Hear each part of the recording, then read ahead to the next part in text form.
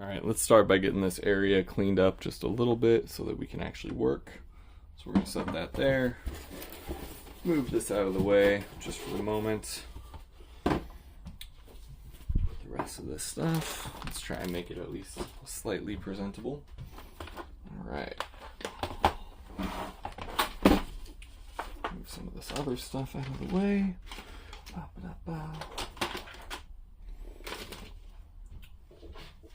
All right. So over here, and I'll go ahead and dislodge this for a moment. We have a DFI LAN party a DFI LAN party. Was it Pro 875B Revision A? So this has a Pentium 4 3.0 gigahertz. It's a Prescott core, so it's 800 frontside bus. And currently I have 3 gigs of DDR1 3200 in there. I'm going to run off of the period specific Maxter 300 gigabyte PATA drive, so that's 133. And it's using the stock cable that came with the DFI. This board is actually fairly rare, which is kind of nice. I've wanted one of these for quite a while. It's got a very decent set of inputs, and it has a UV reflective lighting thing going. So if you had a black light, you could shine it at this. All the multicolored stuff would light up and just show off quite a bit. So that's fun. And it came with a couple other accessories. I'm just kind of keeping them off to the side while I go through this process. The case that it came with is actually currently the stand for the camera mount. And it is a Radeon X1 from about 2005, maybe 2006. The nice thing about this is it has a little USB, or excuse me, a little LCD display on the front, and as long as you can plug it up and power it, it'll keep track of not only temperature, but fan speed, hard drive access, that sort of thing. So that's kind of fun. That fell. All right. So what we'll do just real quick is I'm going to take out this GeForce 6200 that I had in there for benchmarking last. So let's go ahead and power it off, and I'm going to switch it back to the mount, and we are going to do the installation real quick. All right. So for this, pretty straightforward. Power supply off. Let's go ahead and disconnect here. I just have this on a test bench style setup, just because I've been doing a lot of benchmarking all day. So there's the 6200. That's a 512 megabyte one, which actually scored lower than the 9600 XT, even though it's got 4 times, or excuse me, was it? Yeah, 4 times the amount of memory.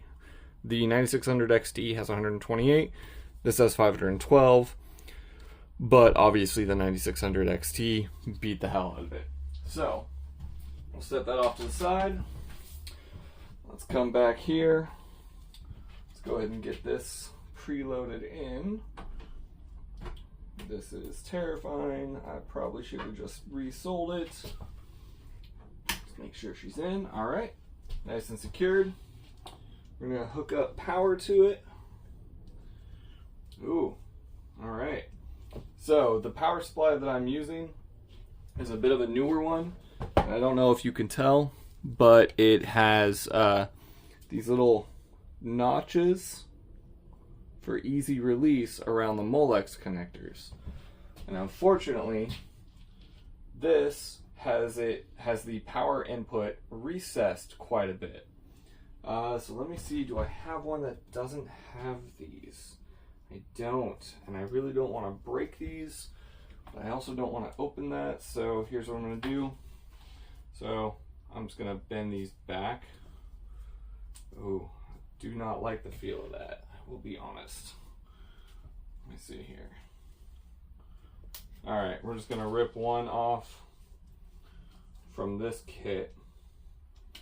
Power supplies are a little bit more frequently available, even if they aren't 100%, but I wanted to make sure to use a decent power supply for this.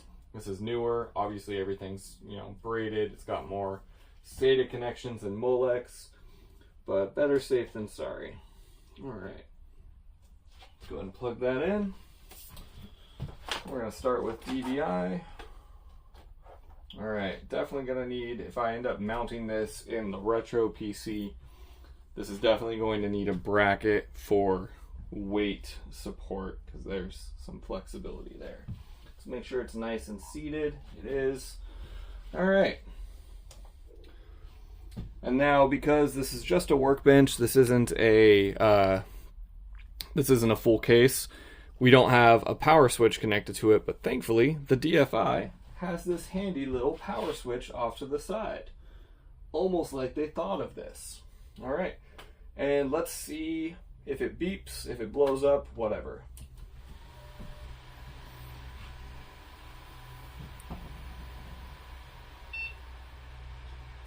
It's nice to hear a post sound. Let's go ahead and refocus this here.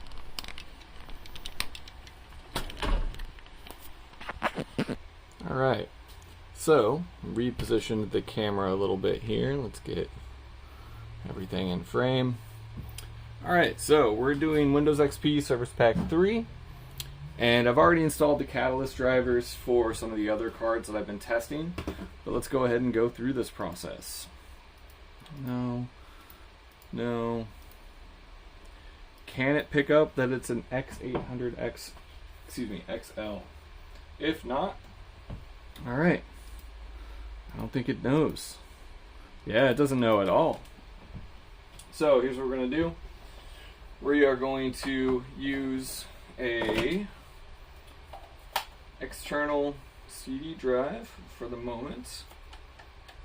So let's go ahead and see what disk did I think I have the 9600XT drivers in here. So I'm going to go and put those back away. So I've got the box for the 9600XT off to the side. A couple adapters here. Put those out of the way.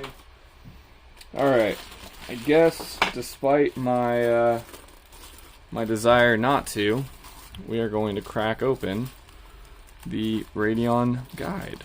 So let's go ahead and do that real quick. Is there an easy way to do it or no? Alright, well, knife is always easy. So let's do that.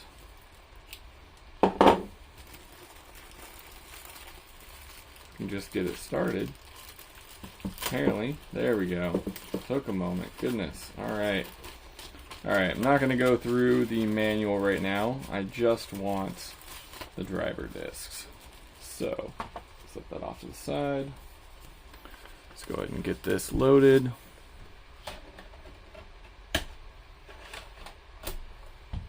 We're going to cancel that.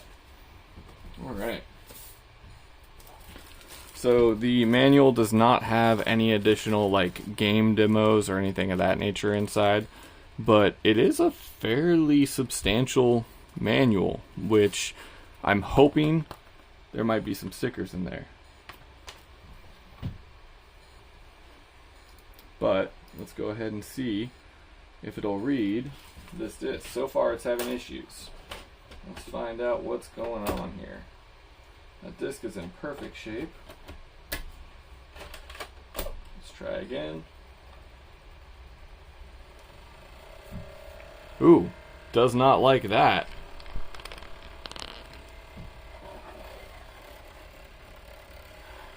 Does not like that at all. Why? What is the deal here all of a sudden? Try one more time. If it keeps making that sound, I'm switching to an IDE drive apparently. No, it does not like that disc at all.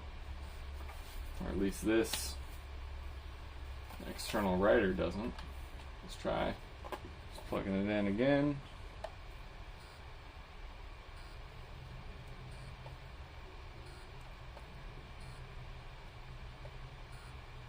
god. Come on. Open. Alright, let's see. Alright. Well, while I sort this out, I'm going to pause the video. Alright. After a little bit of finagling and my mount deciding to drop my phone and crack it, super cool, I now have an IDE CD drive hooked up with the driver disk ready to load. Let's go ahead and boot it up, make sure it functions before I mess with that. So just make sure that's good. We're going to go ahead and flip the switch, make sure stuff doesn't scream at us.